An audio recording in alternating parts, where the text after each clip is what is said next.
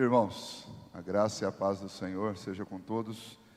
Eu quero convidá-los nessa manhã para abrirem suas Bíblias na Epístola de João, a primeira Epístola de João, capítulo de número 3, versículos 1 e 2, nós leremos juntos. Primeira Epístola de João, capítulo 3, melhor, vamos ler de 1 a 6, vamos ler a perícope toda. Primeira Epístola de João, capítulo 3, de 1 a 6. Aqueles que nos acompanham pela internet, um bom dia a todos vocês, que Deus os abençoe. E nesse momento, participe do culto conosco, desta escola bíblica dominical, não apenas assistindo, mas também fazendo parte desse estudo, lendo a Bíblia, cantando aí em sua casa com os seus filhos. E a todos vocês que estão aqui nesta manhã, sejam muito bem-vindos. Vamos juntos nesta manhã louvar o nosso Deus, bendizer o seu nome. E hoje uma data para nós muito cara, muito querida, que é a comemoração do Dia dos Pais. Quero desde já parabenizar a todos aqueles que são pais, que Deus os abençoe. Parabéns por esse privilégio, esse ministério que nós temos da parte de Deus, confiado a nós, homens, para exercer. Que Deus continue abençoando cada um de vocês. E nesta manhã, e também logo mais à tarde, nós falaremos sobre isso, sobre a paternidade. Hoje pela manhã eu quero conversar um pouco com vocês sobre a paternidade de Deus. E depois à noite nós falaremos sobre a paternidade que Deus nos conferiu, a nós homens, né? Eu digo conversar porque no Dia dos Pais eu não consigo fazer sermão. No Dia dos Pais a gente conversa sobre esses assuntos. Porque este assunto, como eu disse, para mim me é muito caro e eu prefiro conversar com vocês sobre isso, compartilhar uns sentimentos, algumas convicções, aquilo que a Bíblia nos apresenta, e a gente colhe aí boas lições e boas aplicações para a nossa vida. Ok? Vamos começar então com a leitura e na sequência então nós vamos orar e cantar louvores ao nosso Deus.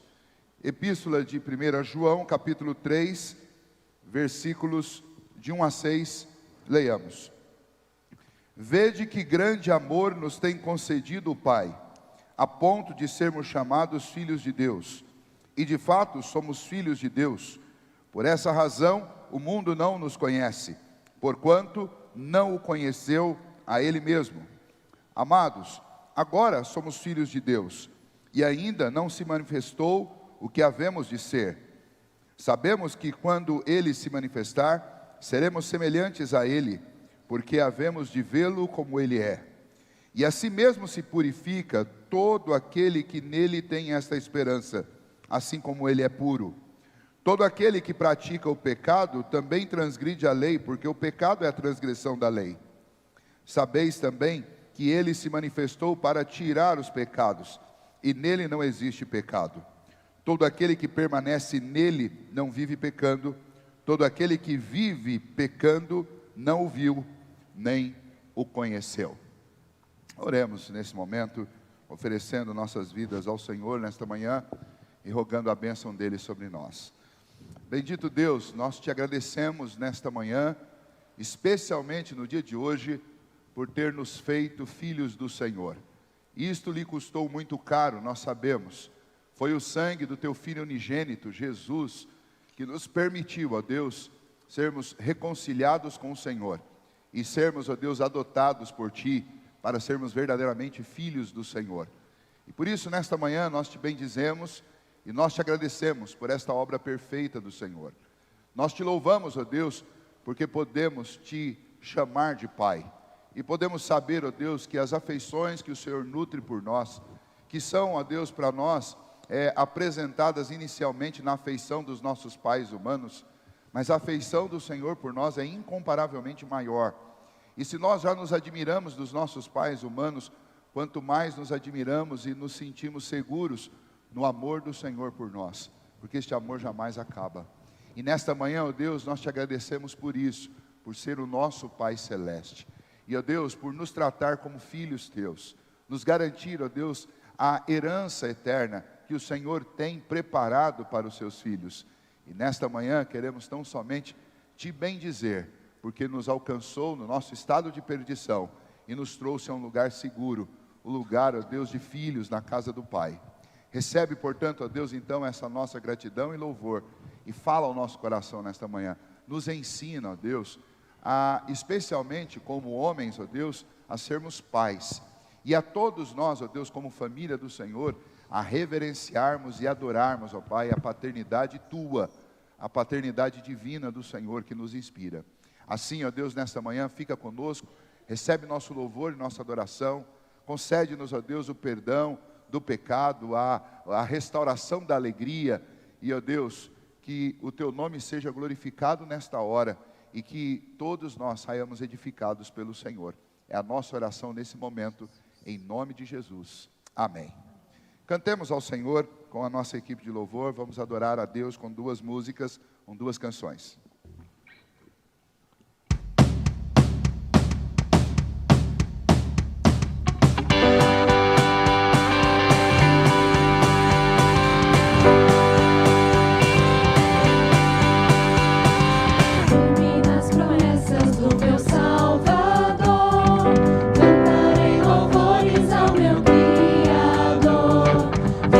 Pelos séculos do seu amor, firme nas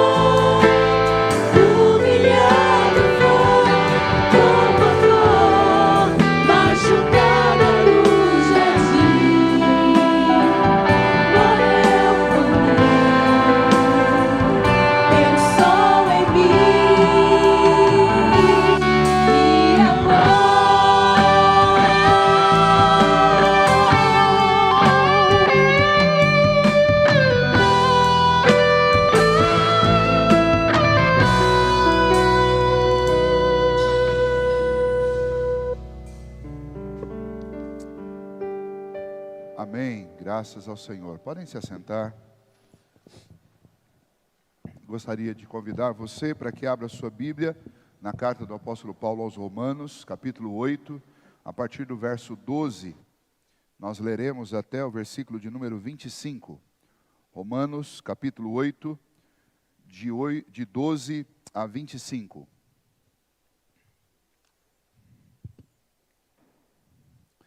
Repetindo aquilo que eu disse no início, hoje, até por causa dessa data do Dia dos Pais, nós vamos conversar um pouco sobre a paternidade divina e a paternidade humana, de acordo com aquilo que o próprio Deus nos ordena, e Ele mesmo dá o exemplo sobre isso. Nesta parte da manhã, vamos refletir um pouco sobre esta paternidade de Deus. Obviamente é uma conversa, não é um ensaio teológico sobre isso, porque se fosse, aí nós gastaríamos muito mais do que uma manhã e muito mais do que uma hora por domingo para tratar desse assunto durante um bocado de tempo. Porque a Bíblia inteira mostra esta paternidade de Deus e é muito difícil você resumir esse assunto todo.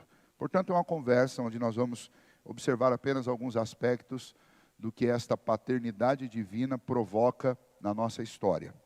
E para isso, então, eu quero convidá-los para que a gente leia junto esse texto de Romanos, que fala sobre a nossa adoção como filhos e herdeiros de Deus.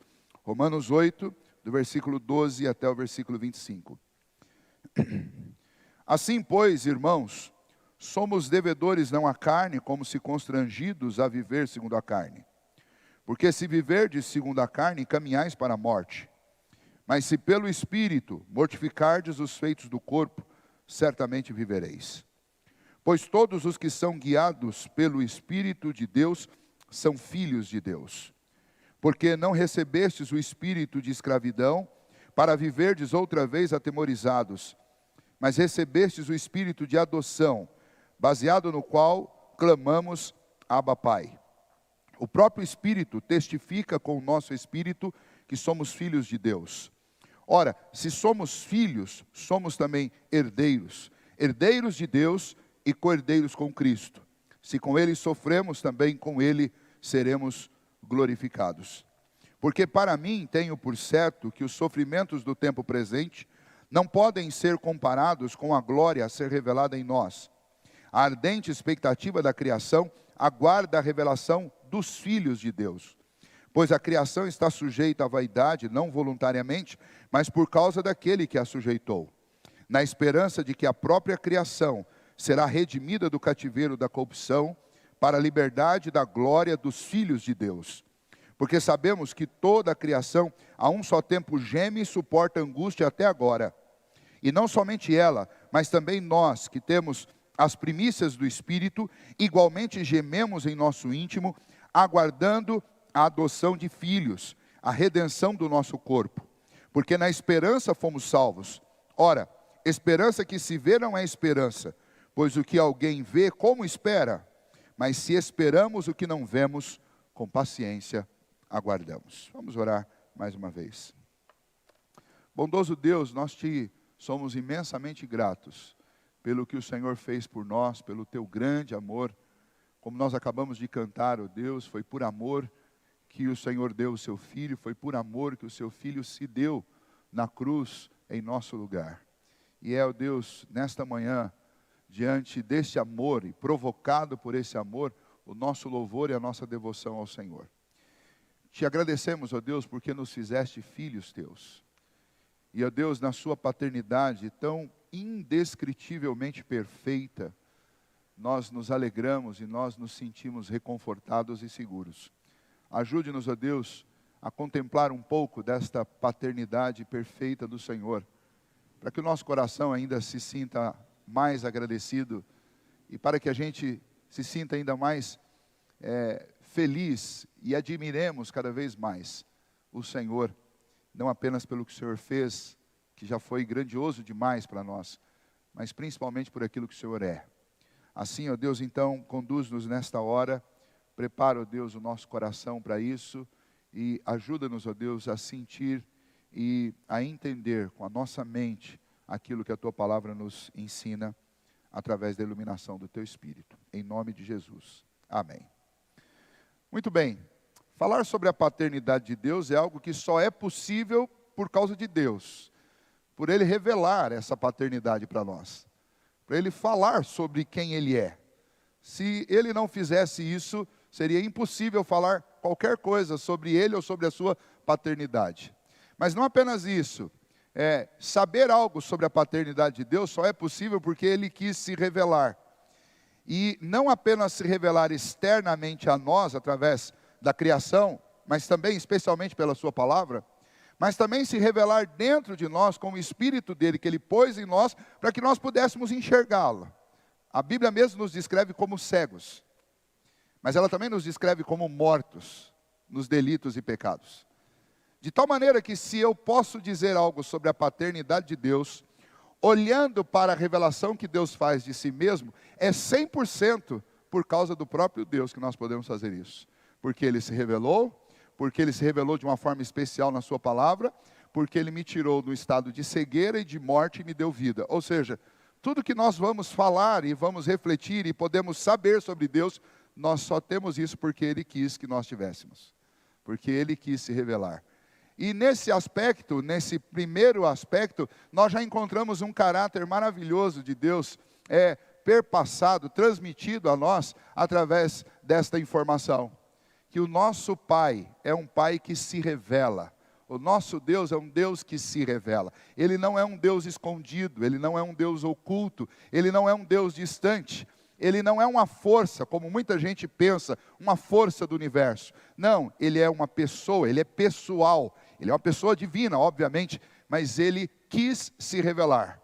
E ao querer se revelar a nós, Ele já demonstra a profundidade do seu amor por nós e as suas intenções em relação a nós. Então é maravilhoso pensar na paternidade de Deus, porque nós estamos pensando não num pai cheio de segredos, não num pai que esconde as coisas dos filhos, mas nós estamos pensando num pai que se revela, um pai que apresenta o seu caráter, apresenta a sua história para os filhos. Volta e meia conversando com os filhos, e eu pego isso, a experiência de cada um de nós, e me permita usar isso hoje aqui, a experiência minha como pai também. Volta e meia eu estou conversando com amigos em casa, e eu de repente conto uma história que faz parte do meu passado, e o Caleb olha para mim e fala assim: nossa pai, não sabia disso, você nunca me falou isso, né? Veja a distância que existe entre a nossa paternidade e a paternidade de Deus. Deus se revela desde o princípio. Nós o conhecemos por aquilo que Ele vai se revelando, por aquilo que Ele vai mostrando sobre si mesmo para nós. E ao longo da nossa vida toda, às vezes nós não nos permitimos ou nós não levamos a sério e damos importância a nos revelar para os nossos filhos. Mas eu vou falar um pouco mais sobre nós à noite, sobre a nossa paternidade. Mas ela é muito diferente da de Deus. Nós surpreendemos os nossos filhos falando sobre as nossas histórias. Quando os nossos filhos já são adultos, às vezes até, alguns já são até de cabelo branco, e aí você conta alguma coisa e seu filho vai dizer: eu não sabia disso. Mas Deus, tudo que Ele quis revelar, tudo que nós tínhamos a condição de saber, Ele revelou desde o princípio. Deuteronômio 29 diz: as coisas reveladas são para nós e para os nossos filhos, as encobertas pertencem somente a Deus. Nosso Deus é um Deus que se revela. Mas isso é apenas ainda uma questão introdutória nessa nossa conversa. O texto do apóstolo Paulo, da carta aos Romanos, ele traça algo importante para nós no capítulo 8, que é a vida no Espírito. Para você entender por que Paulo está falando desse assunto, me permita aqui passar um pouquinho do contexto. Quem tem acompanhado os estudos de quinta-feira sabe do que eu estou falando, mas me permita resumir o contexto disso para vocês. O apóstolo Paulo, ele está viajando pela Palestina, descendo da Europa, voltando para Jerusalém, para a Judéia, e com a intenção de fazer uma outra viagem, e nessa viagem ir até Roma, ir até a Itália. Ele tinha esse desejo de ir lá, porque lá havia uma grande comunidade, uma igreja, e uma igreja composta de judeus e não judeus, que estava lá, presente, cultuando, adorando já o Senhor Jesus. Mas nessa comunidade, existiam algumas dificuldades que Paulo desejava ir lá como apóstolo para ajudar aqueles irmãos. uma das dificuldades era uma divisão muito severa entre eles. Havia lá dentro da igreja uma classificação de pessoas. Os judeus se consideravam o mais alto nível da religião, da fé e do cristianismo. Os não-judeus, eles eram classificados como um grupo inferior dentro da igreja. Paulo queria tratar disso. Mas além disso, havia um problema lá, que aqueles judeus que lá estavam, eles tinham uma má impressão a respeito de Paulo. Eles ouviram muita coisa ruim sobre Paulo antes da sua conversão, como Saulo, que era um perseguidor de crentes. Ele era um zeloso judeu, e como um judeu, em nome da religião judaica, ele perseguia os adeptos do cristianismo. Quando acontece a sua conversão, muitos judeus ficam com o pé atrás, usando uma linguagem do nosso tempo, com o pé atrás com Paulo. Será que realmente ele se converteu? Será que ele está usando um subterfúgio aí para se infiltrar no meio dos cristãos e depois entregar todas as comunidades que naquela época eram perseguidas? Eles tinham essas dúvidas. Além disso, havia também uma crítica estranha feita ao apóstolo Paulo, porque isso não combina com nada daquilo que Lucas relata sobre a vida de Paulo, mas eles tinham esse sentimento lá. O sentimento de que Paulo, que nessas viagens ele captava recursos e ofertas e trazia essas ofertas para a Judéia. Por quê? A Judéia sempre foi uma região muito pobre, mas especialmente para os cristãos era um lugar de profunda miséria. Por quê? Porque quando um judeu se convertia ao cristianismo, em forma de retaliação pela sua conversão, os seus parentes, os seus familiares, deserdavam eles, tiravam tudo que eles tinham, e eles ficavam na pobreza. Além disso, como a igreja nasceu lá em Jerusalém, no ato do nascimento da igreja aconteceu algo que foi singular. As pessoas que estavam participando de uma festa chamada Festa de Pentecostes, elas se aglomeravam na cidade quando Pedro começou a pregar e fez a primeira pregação da igreja cristã. E nesse dia, cerca de 3.000 pessoas foram convertidas ao cristianismo e foram batizadas. Essas pessoas não queriam voltar para suas cidades. Elas ficaram ali, o que resultou numa situação complicada para os apóstolos, que os próprios membros daquela nova igreja que acabara de surgir, eles tomaram a iniciativa de resolver fazendo o quê? Os que tinham mais, venderam seus bens, trouxeram aos apóstolos e pediram que dividissem entre todos. Bom, vocês que estão aqui no século 21, nós que estamos aqui, a gente sabe muito bem como é que termina essa história de pegar de uns para dividir com os outros, né? No final das contas, você coloca todo mundo numa situação nivelada por baixo, economicamente falando. A maioria das pessoas que recebem esses recursos, elas não sabem como aplicá-los, e o que acontece com esses recursos é que eles desaparecem. E no final das contas, anos depois, você está em pobreza. Eu estou tentando não entrar aqui e não usar nenhuma palavra que tenha a ver com partidos ou com política, mas é isso que acontece quando você tira de quem tem muito, porque sabe aplicar e sabe trabalhar, e distribui com todo mundo. O resultado a longo prazo é uma pobreza generalizada. E a Palestina, no final do primeiro século, era uma região de crentes pobres, todos. Eram pessoas que viviam na miséria. Então Paulo, quando fazia essas viagens, ele captava recursos, ofertas, alimento, e ele trazia essas coisas especialmente para os crentes da Judéia, para ajudá-los por causa da situação de pobreza em que eles viviam. Lá em Roma havia uma calúnia em relação a isso, dizendo que Paulo era um aproveitador financeiro que passava pegando dinheiro de todo mundo, e nem era dinheiro, porque o que ele levava eram ofertas, não em forma monetária muitas vezes, era às vezes em forma de comida, de alguma coisa que pudesse ser convertida em algum auxílio para as pessoas. Então Paulo estava escrevendo uma carta para desmistificar tanto aquela separação que existia na igreja de Roma, quanto essa imagem ruim sobre ele. E então ele escreve a carta aos Romanos, e ele tem uma terceira intenção, que quando a gente estuda a carta aos Romanos, isso fica muito claro, que é a intenção de que a igreja de Roma o ajude a ir pregar o evangelho na Espanha, subir até a Espanha, que está lá no alto do continente, para levar o evangelho até lá, porque o evangelho não tinha chegado, não havia uma igreja cristã lá ainda. Então é por isso que Paulo escreve essa carta. E quando ele escreve, a intenção dele é mostrar qual é a mensagem que ele pregava. Então ele começa lá no capítulo 1, dizendo logo para eles: eu sou Paulo, apóstolo do Senhor Jesus, não por opção minha, mas porque Deus me chamou para fazer isso. Eu não me nomeei, não me autonomeei apóstolo, mas foi Deus que fez isso. E eu prego o evangelho de Deus, não é o meu evangelho. Não é a minha boa notícia, não é a minha mensagem, mas é o evangelho de Deus. E este evangelho, ele é poderoso para transformar a vida do homem. Porque ele nos apresenta, perdão, ele nos apresenta a justiça que eu nunca tive e que eu preciso para ter um relacionamento com Deus. Os nossos pecados, a Bíblia toda fala que eles nos separam de Deus. As nossas injustiças, elas constroem um abismo entre nós e o Senhor. E nós precisamos de uma justiça que nós não conseguimos por nós mesmos praticar. Nós não conseguimos alcançar esse nível de justiça, de santidade e retidão para ter um relacionamento com Deus. E Paulo fala, este evangelho de Deus é poder para a transformação do homem, porque ele nos apresenta a justiça que realmente nos permite ter um relacionamento com Deus. E então Paulo vai falar sobre isso. Nos primeiros capítulos, ele mostra para aquela igreja lá de Roma, que tanto os judeus quanto os gentios que vieram do paganismo, todos são indesculpáveis diante de Deus, porque tanto os pagãos rejeitam a Deus, como os religiosos, com a própria lei de Deus, eles não fazem o que Deus ordena. Então, todos rejeitam a Deus e todos são indesculpáveis diante de Deus.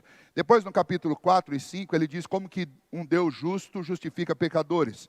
E Deus faz isso através de uma obra substitutiva. Ele manda o Filho dele, que leva sobre si os nossos pecados, e ele pega a justiça do Filho dele e coloca sobre nós, para nos justificar diante de Deus, para que a gente tenha um relacionamento com Deus. E aí nós entramos, especialmente neste capítulo 7 e 8, em que Paulo faz uma comparação. Paulo fala assim, observem como que é a vida de alguém que é religioso, mas não tem o Espírito de Deus, e alguém que não consegue ter um alto grau de religiosidade, mas tem o Espírito de Deus. E ele faz essa comparação. Então, no capítulo 7, ele mostra que toda religiosidade sem o auxílio de Cristo e do seu Espírito, leva o homem à perdição e à condenação, porque o homem não consegue nem sequer lidar com coisas como os seus desejos, que fazem parte da nossa essência, os nossos anseios, que fazem parte da nossa, o termo, vocês vão estranhar, mas é esse o termo que Paulo usa mesmo, da sensualidade humana. E quando a gente fala sensualidade, não tem a ver especificamente com questões ligadas à sexualidade. Quando Paulo diz que toda religiosidade, todo padrão de religiosidade que você tem, ou que você tiver, não tem nenhuma força contra a sensualidade, ele está dizendo assim, olha, nós muitas vezes, aliás, nós sempre, sem o auxílio do Espírito Santo de Deus, somos movidos pelas nossas sensações, pelos nossos desejos, pelas coisas que nós gostamos. É isso que ele quer dizer com sensualidade. Sensações múltiplas, seja as emoções afetivas, seja o nosso gosto, por exemplo, pela comida, pela bebida, seja o nosso gosto por uma aventura, seja o nosso gosto pela adrenalina, algo do nosso tempo. Tudo isso tem a ver com sensações e tudo isso está caracterizado nessa palavra sensualidade. Paulo está dizendo assim, todo rigor religioso não serve para nada para conter um desejo seu. Seja por alimento, seja por sexo, seja por uma aventura, seja por um momento de adrenalina. Nenhuma religiosidade consegue conter esses ímpetos do nosso coração. E então ele encerra o capítulo 7 dizendo, religiosidade é inútil para que você tenha um relacionamento com Deus. E aí no capítulo 8, que é o capítulo para nós aqui, nessa conversa nossa, no capítulo 8 Paulo diz, mas agora nenhuma condenação há para quem está em Cristo Jesus. Ele está dizendo, olha, a vida de alguém que está em Cristo, que creu em Cristo Jesus como seu Salvador, que foi alvo dessa obra substitutiva de Deus, que colocou sobre Cristo os meus pecados e sobre mim a justiça de Cristo, essa obra, como que ela é interiorizada no coração de cada um de nós. Paulo diz, como nenhuma condenação há para aqueles que estão em Cristo Jesus, antes, por causa de Cristo nós somos justificados, Deus coloca dentro destes o seu Espírito. E então você deixa de ser um escravo das suas sensações, da sua carne, da sua sensualidade, e você passa a ser guiado pelo Espírito de Deus. E ao ser guiado pelo Espírito de Deus, o Espírito de Deus te ajuda a lidar não só com as suas sensações, mas ele te ajuda a lidar com tudo na vida. E esse Espírito, ele é descrito no Novo Testamento, tanto aqui na carta aos Romanos, como na carta aos Efésios, ele é descrito no Novo Testamento, pelas palavras do próprio Senhor Jesus, lá no Evangelho de João, como um selo de Deus no nosso coração, um penhor, que significa autenticidade. Autenticidade de quê? De que nós somos adotados na família de Deus, que somos filhos de Deus. E se somos filhos de Deus, nós somos agora guiados por Deus através do Espírito dele que habita no nosso coração. O assunto principal, então, do capítulo 8 é esta vida no Espírito. O que eu quero fazer com vocês, e já estou fazendo nesse momento, é aproveitar isso e olhar pelo retrovisor. Porque quando nós estudamos a carta aos Romanos e seguimos a sequência do texto, nós estamos olhando para a vida no Espírito.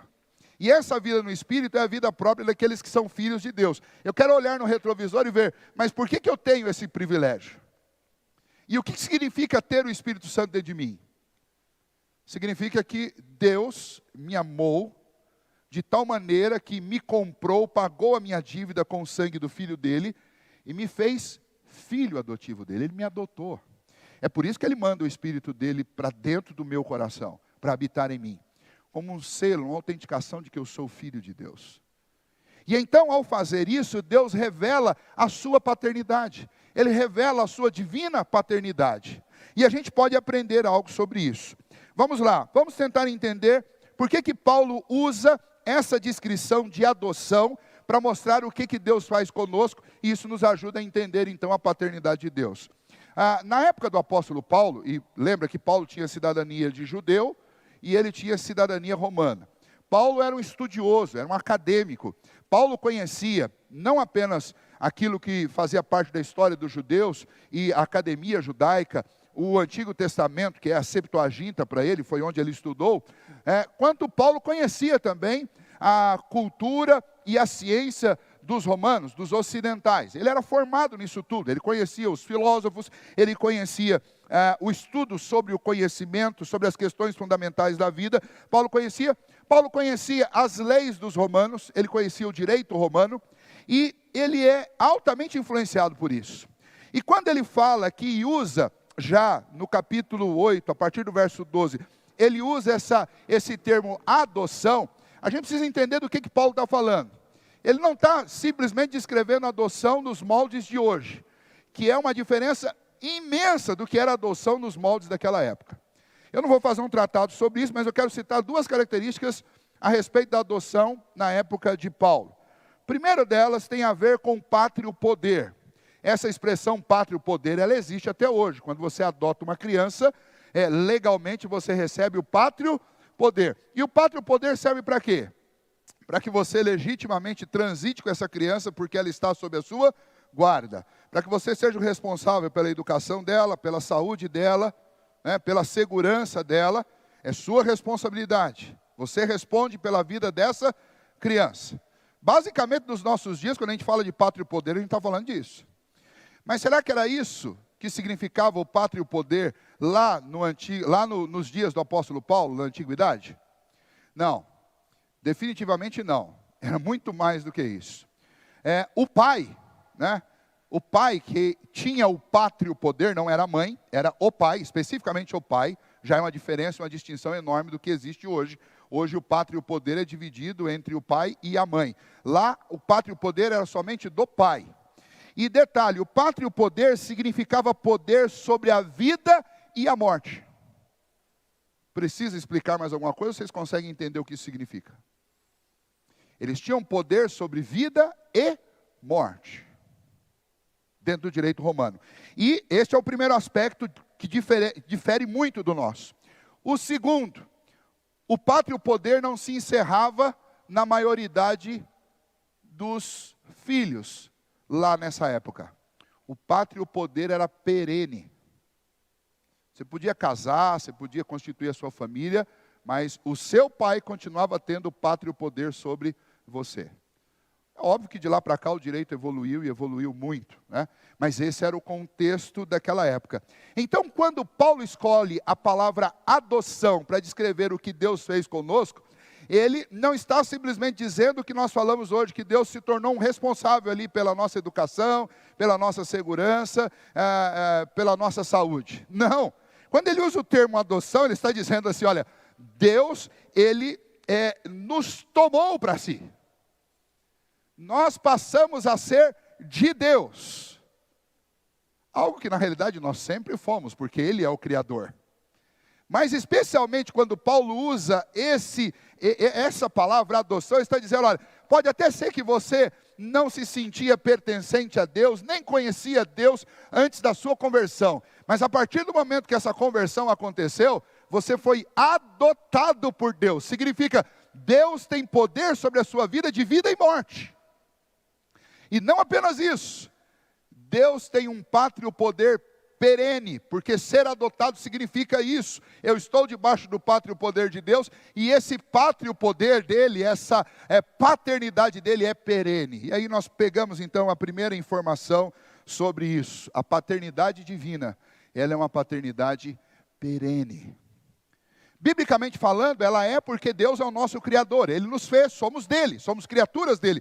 Tudo que existe no universo pertence a Deus porque Ele fez. Mas usando os argumentos de Paulo no Novo Testamento, a paternidade de Deus é perene porque Ele nos adotou e tomou para si o pátrio poder sobre as nossas vidas. Então nós somos dele, não há um tempo em que nós não seremos dele. Quando eu e a Cibele estávamos no curso para nos habilitarmos para a adoção, nós ouvimos várias histórias, e teve uma pessoa da cidade de Itararé, um senhor que tem uma imobiliária lá, que adotou 4 crianças. E o mais velho que ele adotou, ele teve uma dificuldade com esse mais velho. Porque esse mais velho, ele tinha a sensação que ele era ali um convidado na casa. Ele não se sentia filho. E então, enquanto não houve a necessidade de uma repreensão, tudo ia muito bem. Até que lá, algumas semanas depois que eles já estavam ali morando, estavam ali, o pai adotivo precisou repreender, inclusive o mais velho. E ao repreender o mais velho, ele se recolheu, foi para o seu quarto. E à tarde, quando o pai passou por lá, a mãe adotiva falou para ela, você precisa ir lá conversar com seu filho. Ele, por quê? Vá lá que você vai entender. E ele chegou lá, o menino estava fazendo as malas. Porque ele tinha certeza absoluta que aquela repreensão significava rompimento. E aí o pai entrou no quarto daquele filho, começou a conversar com ele, e falou, por que você está fazendo as malas? Ele falou, porque eu sei que você não vai querer ser meu pai por muito tempo. Nós estamos aqui há poucas semanas, hoje você me deu uma dura, me repreendeu. E tudo bem que você não vai querer que eu vá embora hoje, mas na 3ª, 4ª vez que você me repreender, você não vai me querer mais, eu não sou seu filho. E aí ele conta que ele teve que pegar esse menino assim no ombro, né? Segurou, olhou dentro dos olhos dele e falou assim, nada nesse mundo vai mudar a minha paternidade com você. Quando você acertar, você é meu filho. Quando você errar, você continua sendo meu filho. E aí ele contou outros eventos, né, desse gênero. Mas o que ele estava mostrando para nós é o seguinte, que é muito difícil para alguém que é adotado acreditar que aquela paternidade adotiva ela vai se tornar perene. E é tão importante quando Paulo usa essa expressão adoção aqui, que é uma adoção segundo os contornos lá dos dias de Paulo, porque ele está dizendo para nós que Deus nos tornou filhos dele e Deus fez isso de uma vez por todas. O processo de adoção lá em Roma era muito difícil, mas uma vez que ele acontecia, ele não podia ser rompido por nenhuma das partes. Ele era perene, ele era definitivo, e não importa a idade, ele nunca mais deixaria de ser o pai daquela pessoa. E a paternidade divina é assim. E é tão difícil para nós homens nos convencermos dessa paternidade perene. Por quê? Porque nós estamos nos nossos dias, no nosso tempo, acostumados a ouvir histórias e mais histórias de pais consanguíneos e também de pais adotivos que abandonam a paternidade. Nos dias de Paulo, dizer que Deus era o nosso Pai, nos dias do Senhor Jesus, dizer que o Senhor é o nosso Pai, como Ele nos manda fazer na oração do Pai Nosso, era algo que dizia muito mais do que o que a palavra Pai diz hoje. Dizia que era algo definitivo, era algo inquebrável, era algo para sempre. Então, para os ouvidos que ouviam essa pregação e ouviam essa informação lá no primeiro século, saber que Deus era Pai, significava que você tinha uma relação perene que jamais poderia ser quebrada. Mas nos nossos dias isso é tão comum, as paternidades serem quebradas, os pais adotivos não sustentarem a adoção, e ainda tem aquela figura dos padrastos que nem chegam a ser pais adotivos. Eu não estou dizendo que todos são maus de maneira alguma, né? Eu conheço muitas histórias lindas de padrastos, mas nós somos chocados constantemente com a história de padrastos que fazem coisas terríveis e que nos emocionam e nos fazem chorar, como a história que aconteceu aqui na nossa cidade vizinha há uma semana, em que um padrasto torturou o filho da sua esposa mais novo e o matou. E quando os parentes e vizinhos perceberam, correram lá e conseguiram pelo menos salvar o mais velho. Mas as fotos, não sei quem teve a triste oportunidade de ver, descrevem o rosto de uma criança completamente esmagado pela violência de um homem que nunca soube o que é ser pai. Quando Paulo fala que Deus nos adotou, isso é um conforto para a nossa alma. Porque a paternidade de Deus, ela é perene. Ela não se compara à paternidade dos homens. Nós não podemos definir a paternidade de Deus à luz da paternidade dos homens. É o contrário. Os homens deveriam definir sua paternidade à luz da paternidade de Deus. Mas a primeira informação que eu quero nessa conversa compartilhar com vocês é essa. Quando Paulo usa esse termo adoção, ele está automaticamente dizendo: Deus nos tomou para si, Ele tem poder sobre a nossa vida e morte, e esse poder e essa relação que Deus tem conosco é uma relação para sempre, ela não termina, ela é uma relação definitiva.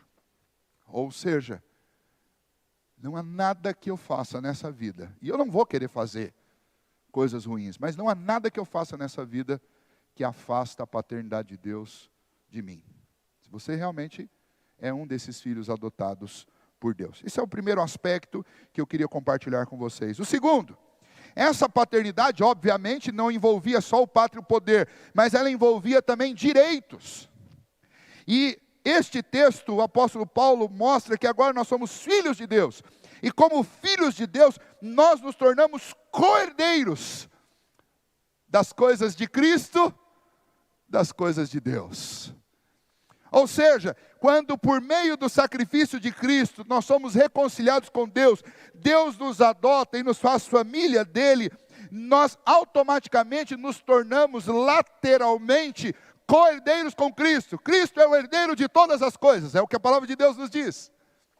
E nós, juntamente com Cristo, somos co-herdeiros de todas as coisas de Deus. Ó que bênção, ó que algo extraordinário isso nos conta. O apóstolo Paulo, ele faz questão de mostrar isso para nós. Eu quero ler para vocês, quando ele diz, dentro do nosso, a partir do verso 14, pois todos os que são guiados pelo Espírito de Deus são filhos de Deus. Porque não recebestes o espírito de escravidão para viverdes outra vez atemorizados, mas recebestes o espírito de adoção, é o que nós acabamos de ver. Eu não preciso mais viver atemorizado, porque essa adoção, essa relação com Deus é uma relação perene. Verso 16, o próprio Espírito testifica com o nosso Espírito que somos filhos de Deus.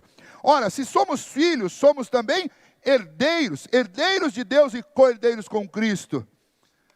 Veja, Ele veio aqui sofrer conosco.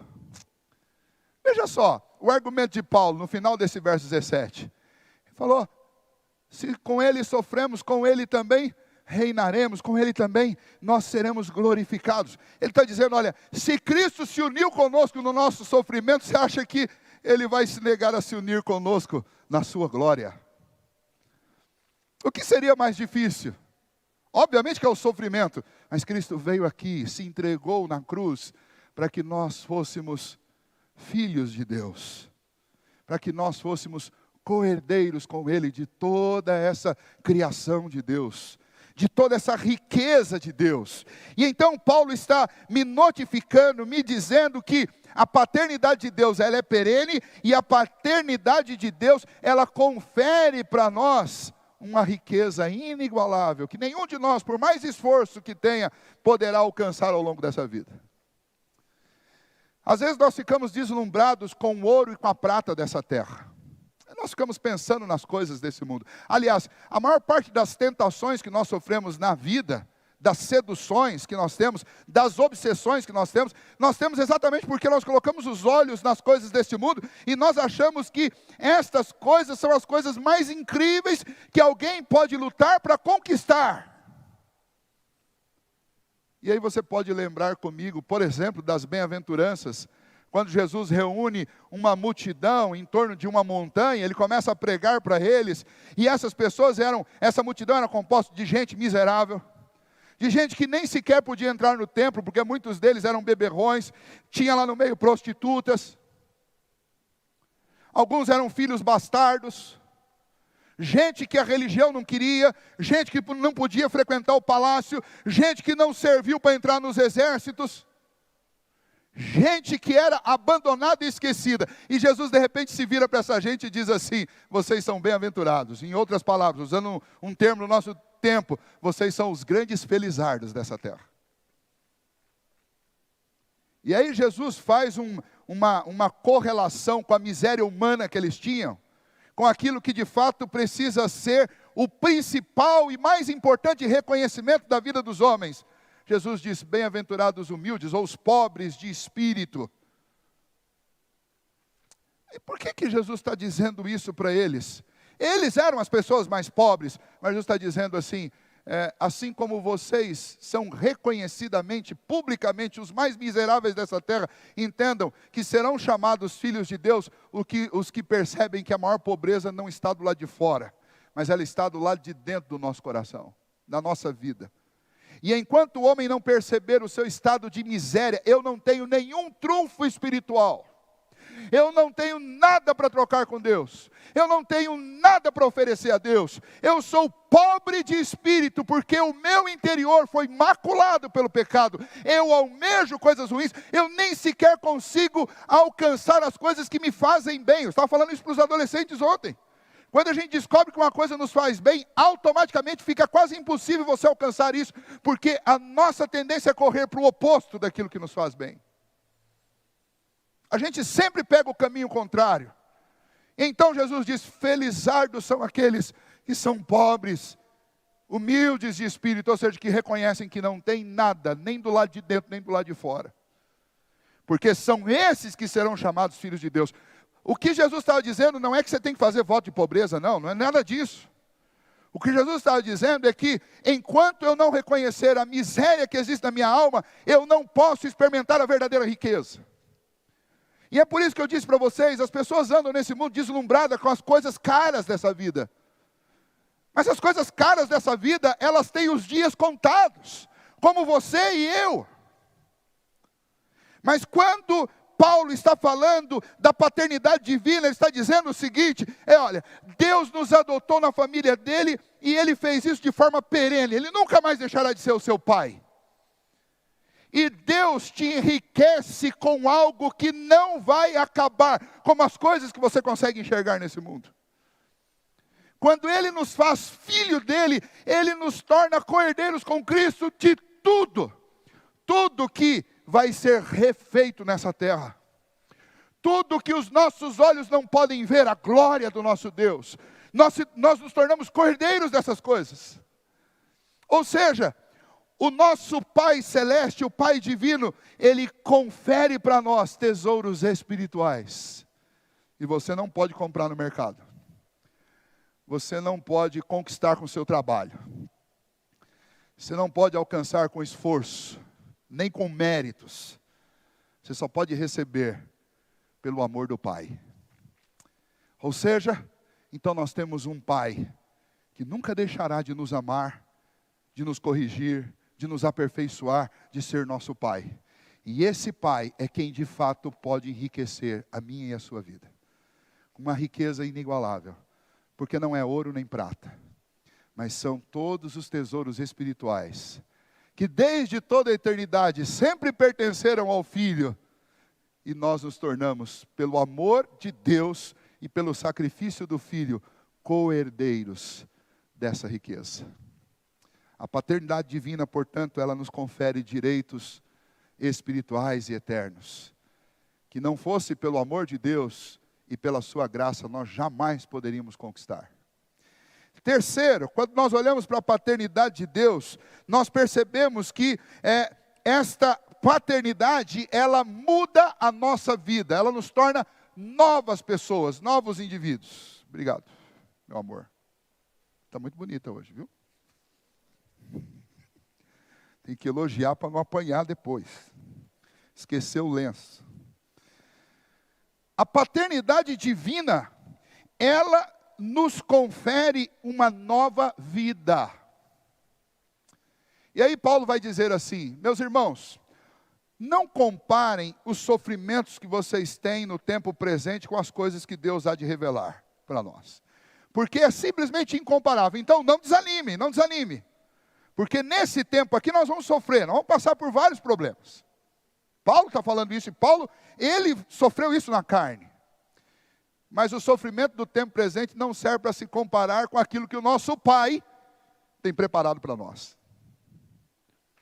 Com aquilo que nós haveremos de ser, porque o nosso Pai, Ele está nos moldando, trabalhando, e Ele tem um plano tão perfeito para nós, que Ele nos vai fazer totalmente diferentes.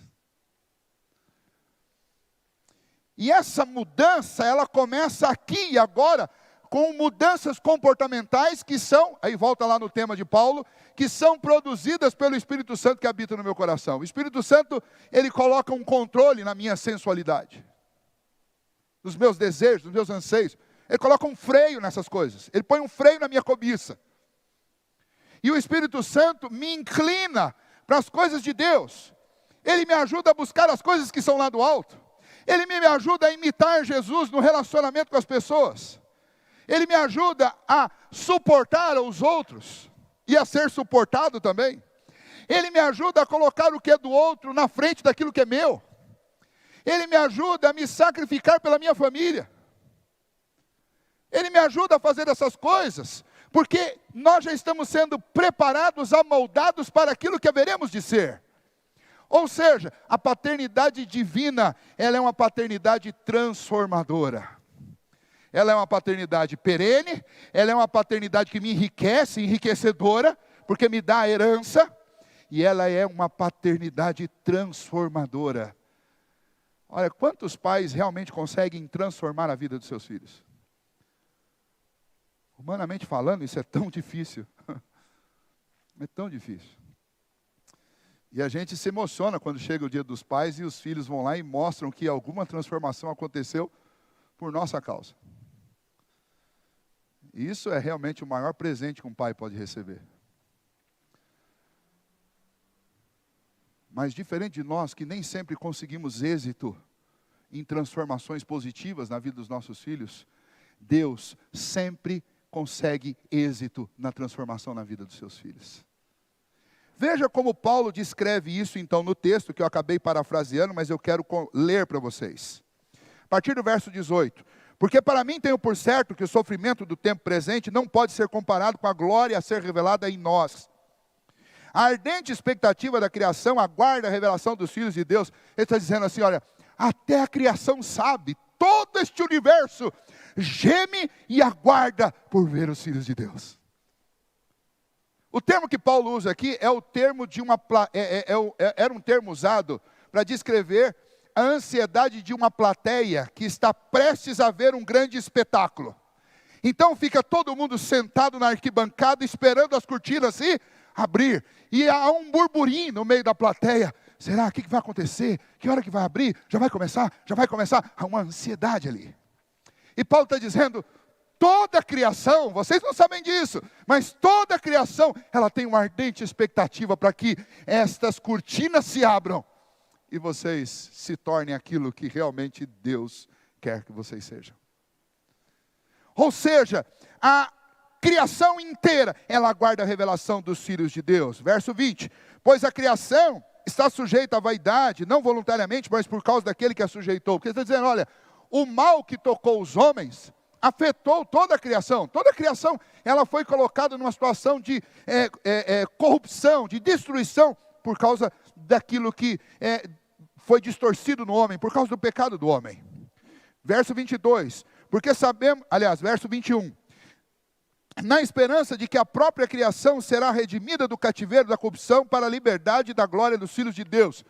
O que Paulo está dizendo, essa criação que está nessa expectativa, ela está numa condição ruim por causa do pecado do homem, mas ela sabe que o dia em que os homens forem transformados, ela também vai ser transformada. Olha que coisa fantástica essa história que Paulo está narrando a respeito do nosso Deus e Pai. E aí ele diz no verso 22, porque sabemos que toda a criação a um só tempo geme e suporta angústia até agora. E não somente ela, mas também nós, que temos as primícias do Espírito, igualmente gememos em nosso íntimo, aguardando a adoção de filhos e a redenção do nosso corpo. Paulo está dizendo, o Espírito Santo, quando ele foi colocado no nosso coração, ele derramou as primícias de Deus no nosso coração. O que significa isso? Ele nos fez contemplar o que Deus tem preparado para nós pela fé. E essa se tornou a nossa esperança. Ou seja, sabe aquele pai que começa lá no mês de janeiro, dizer, filho, em dezembro nós vamos sair de férias e nós vamos para um lugar incrível. Incrível. Pai, mostra uma foto. Não vou mostrar uma foto, que eu não quero estragar a surpresa. Mas eu quero dizer, se esse pai fosse eu dizer, tem praias cristalinas, a água azulzinha, você vê os peixinhos passando lá por baixo. Ah, pai, mas esse negócio de água, quem gosta é você. Eu gosto mais de um lugar badalado, com gente. Esse lugar é o lugar que tem as pessoas mais bonitas que você pode imaginar. Ah, pai, mas eu gosto de uma comida boa. Os melhores restaurantes estão neste lugar. Ah, pai, mas eu gosto de uma vista. Mas nós vamos ficar numa cobertura que de frente para o mar nós vamos ver tudo. Entende que esse pai está plantando na mente do filho uma expectativa a respeito daquilo. É isso que Paulo chama de as primícias do Espírito. Ele está dizendo, olha, o Espírito de Deus dentro de nós, ele fica lançando pistas. Ele vai dando pistas daquilo que Deus há de fazer. Ele vai alimentando o nosso espírito com um poder que vem lá do alto, de Deus. Ele vai nos tornando parecidos com Cristo. Ele vai nos aproximando da obra de Deus, de tal maneira que nós também lá no nosso íntimo ficamos aguardando ansiosamente por nos encontrarmos com o nosso Pai. E com tudo aquilo que Ele tem preparado para nós. E Paulo fala sobre isso, e eu acho tão bonita a forma como Paulo diz. Paulo, que é um teólogo, muitas vezes frio, seco, naquilo que ele está falando. Mas ele vai lá em Coríntios e fala assim, nem olhos viram, nem ouvidos ouviram, nem jamais penetrou na mente, no coração do homem aquilo que Deus tem preparado para os seus. O que ele está dizendo é o seguinte, olha, tudo isso que o Espírito Santo está lançando na alma de vocês, e vocês usam a imaginação de vocês para tentar compreender, não chega nem perto do que Deus está fazendo. Ou seja, esse é o nosso Pai. É um Pai que transforma a nossa vida. E Ele transforma hoje, mas Ele promete. Nesse mundo vocês ainda estão sujeitos a muita coisa. Mas quando chegar o último dia, num abrir e fechar de olhos, vocês serão transformados.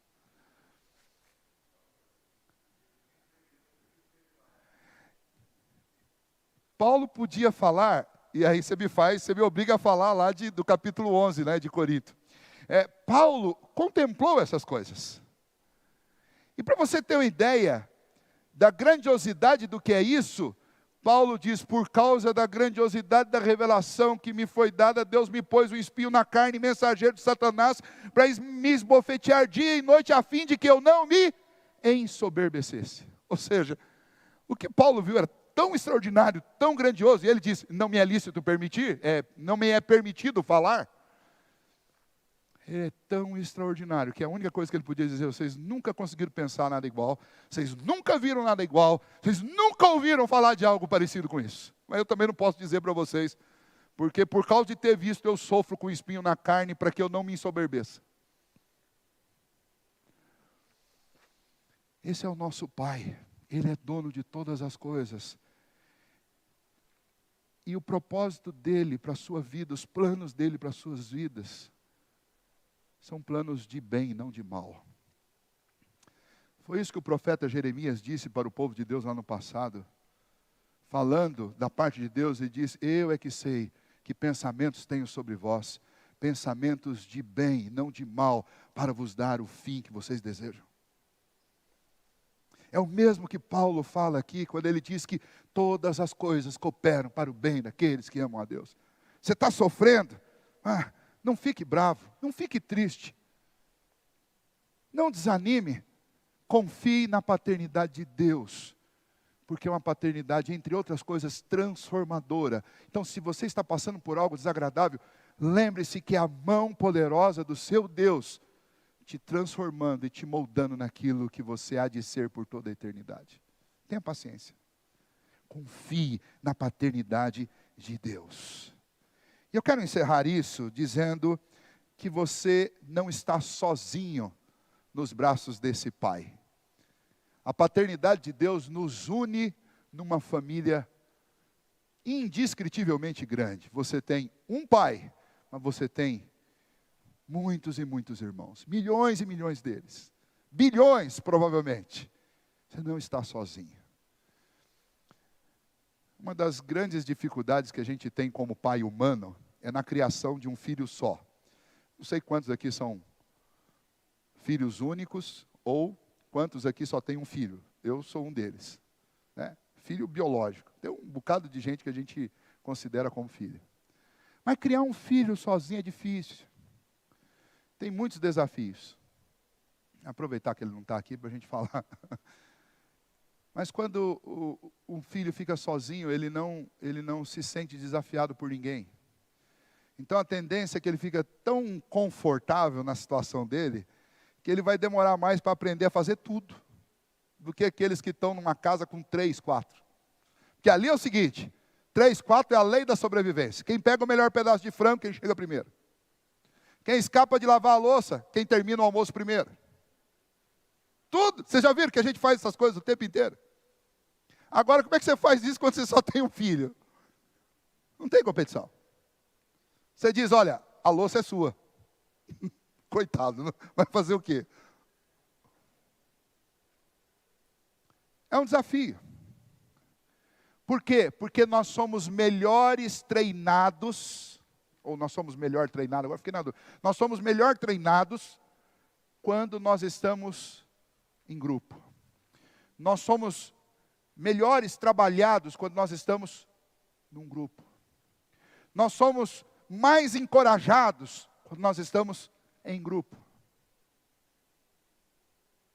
E a paternidade de Deus é assim. Deus se fez pai, não de um, como ele apenas era durante toda a eternidade, mas ele se fez pai de todos nós que cremos em Cristo Jesus. Ele é o nosso pai, ele é o nosso Deus. E é por isso que eu li na abertura, e quero voltar nesse texto com vocês. Veja, Epístola de 1 João 3, versos 1 e 2. Vede que grande amor nos tem concedido o Pai, a ponto de sermos chamados filhos de Deus. Somos filhos de Deus, e de fato somos filhos de Deus por essa razão. O mundo não nos conhece, porquanto não o conheceu a Ele mesmo. Amados, está se dirigindo à igreja, agora somos filhos de Deus, e ainda não se manifestou o que havemos de ser. Sabemos que quando Ele se manifestar, seremos semelhantes a Ele, porque haveremos de vê-lo como Ele é. Nós temos um Pai, mas somos muitos filhos. Então o nosso Pai não é igual ao Pai Wesley, que só teve um. O nosso Pai é Pai de todo aquele que crê em Jesus Cristo, que confessa que é pecador e que reconhece que Jesus é o nosso Salvador. Por isso que Jesus, lá em João 17, na oração, ele diz, Pai, que eles sejam um comigo, como eu sou um contigo, e nós com eles. Ou seja, o plano de Deus, o nosso Pai, é o plano de uma grande família. Ele é um grande empreendedor. E no empreendedorismo do nosso Deus e Pai, ele desejou ter uma grande família. Uma grande família. E por isso ele nos fez assim. À noite eu vou falar um pouco mais sobre paternidade humana, e eu vou usar a paternidade do Antigo Testamento, mas quero adiantar algo para você, só para você ficar degustando isso, que tem a ver com o texto de agora. Abraão, você sabe o significado da palavra Abraão? Abraão significa pai de numerosas nações. Para você saber, o termo pai é o Ab, que está lá no começo de Abraão. Ab, no hebraico, é um sufixo que você coloca, um prefixo que você coloca no nome, que significa aquele que gera. Por isso que Paulo chama o nosso pai adotivo de Abba Pai. Ou seja, quando ele nos adota, ele se torna o nosso progenitor, nosso gerador para sempre. No Antigo Testamento, essa palavra aparece 2.119 vezes. Ab. E muitas vezes ela está dirigida a Deus, mas a grande maioria das vezes ela está dirigida a homens que também foram pais. Mas quando Deus fez uma promessa a respeito de um povo, Ele escolheu a dedo um homem que tinha um nome peculiar. Pai de numerosas nações. Abraão. O que significava desde o princípio que o plano de Deus não era um único filho. Nem um pequeno povo, mas o plano de Deus estrutural, desde a eternidade, foi consolidar uma grande família, da qual você que crê em Cristo Jesus já faz parte, e você que ainda não creu, você tem um lugar nessa família. Basta que você creia e confie nessa paternidade de Deus, que é perene, que é enriquecedora, que é transformadora, e que é um grande projeto de uma grande família, porque esse pai é um pai de muitos filhos, não apenas de um. Isso é um pouquinho sobre a paternidade divina que eu queria compartilhar com vocês nesta manhã. E eu quero encerrar com este convite, para que você se deleite nesta paternidade de Deus. Para você que é pai, que nós, pais, homens, que nós busquemos dia a dia espelhar a nossa paternidade na paternidade de Deus. Que a nossa paternidade reflita isso, essa paternidade de Deus. Para vocês, queridas irmãs que são mães, ajude seus maridos a serem pais como Deus é. A todos nós filhos, se em algum momento nós tivemos decepção com a paternidade dos nossos pais homens, lembremos que o nosso Deus e Pai, Ele tem uma paternidade tão extravasadamente boa, que naquilo que o seu pai falhou, Deus nunca falhou e nem falhará. Então, acredite e confie, Deus também usou o seu pai para te fazer como você é. Então, no dia de hoje, agradeça ao seu pai, dê um abraço forte nele, e abraçando, pela fé, abrace também o seu Pai Celeste. Porque o seu Pai também tem um Pai no céu, que é Deus. E a todos aqueles que sonham em ser pai um dia, que vocês aprendam desde já e busquem em Deus força, para que vocês sejam um pai parecido com o nosso Deus. Amém? Vamos orar e nós vamos encerrar esse momento de culto e de estudo da palavra do Senhor, louvando ao nosso Deus pela paternidade que Ele tem manifestado a nós. Ó bondoso Deus, nós te somos imensamente agradecidos nesta manhã, porque, ó Deus, o Senhor nos fez teus filhos. Pela obra poderosa do teu Filho na cruz, que pagou o preço, anulando a nossa dívida diante do Senhor com um pagamento, justificando-nos diante do Senhor, por causa dessa cédula de dívida que havia, que foi rasgada pela obra de Cristo Jesus, possibilitando a Deus que o Senhor nos alcançasse, que nós fôssemos alcançados pelo teu amor e por essa adoção bendita. Agora, Deus, convença aqueles que ainda não creem nisso, convença-os, ó Pai, deste grande amor do Senhor, para que eles creiam de todo o coração em Jesus, reconheçam os seus pecados, a sua dívida, mas também reconheçam que em Cristo Jesus há um pagamento definitivo e eles podem, por meio de Cristo, desfrutar de paz com Deus. E diante disso, ó Deus, que eles e cada um de nós, todos juntos, como povo do Senhor, filhos de Deus, que a gente, ó Deus, desfrute desta tua paternidade, que é perene, que nunca acaba, e nada pode nos separar desse amor do Senhor. Ajude-nos, ó Deus, a buscar realmente aquilo que esta paternidade nos confere, que é a riqueza da glória do Senhor, as riquezas eternas, não as coisas desse mundo, que são passageiras, que são, ó Deus, pura vaidade, neblina, se passa, se destrói com o tempo, mas que o Senhor nos ajude, ó Deus, dia a dia a lembrar que a verdadeira riqueza é aquela que é conferida pelo Senhor, a partir do nosso interior e depois, ó Deus, externamente na eternidade. Ajude-nos, ó Deus, a termos a nossa vida transformada dia a dia, porque conforme diz a tua palavra, aqueles que são filhos do Senhor não vivem pecando, mas, ó Deus, eles são guiados pelo teu Espírito por uma vida transformada, até aquele dia em que o Senhor há de nos transformar definitivamente. Ajuda-nos, ó Deus, a nos valer da companhia dos nossos irmãos, porque nós temos um Pai, que é Pai de numerosas nações, que é um Deus que tem muitos filhos, e nós te louvamos, Senhor, por ser assim, porque o Senhor nos concedeu muitos irmãos.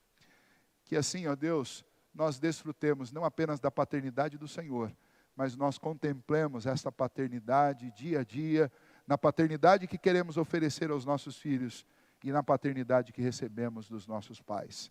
Que o Senhor nos ajude nisso, ó Deus. Concede nesse dia muitas alegrias para todos nós. E ajuda-nos, ó Pai, a buscar este amor e esta comunhão com o Senhor, que é o nosso Pai, e com os nossos irmãos, nesta família bendita, hoje e para todo sempre. Amém. Amém. Deus abençoe a todos vocês. Tenham um excelente domingo. Hoje, às 18 horas, lembra que nós temos o nosso encontro aqui, e convido você que quiser vir, a igreja está aberta para as reuniões presenciais. Quem não puder, pode acompanhar pela internet a nossa transmissão, mas que Deus nos ajude, nos guarde, para que a igreja, nessa retomada, possa voltar à sua rotina com segurança e guardada e protegida pelo Senhor. A todos vocês, forte abraço e um excelente domingo com a graça do Senhor.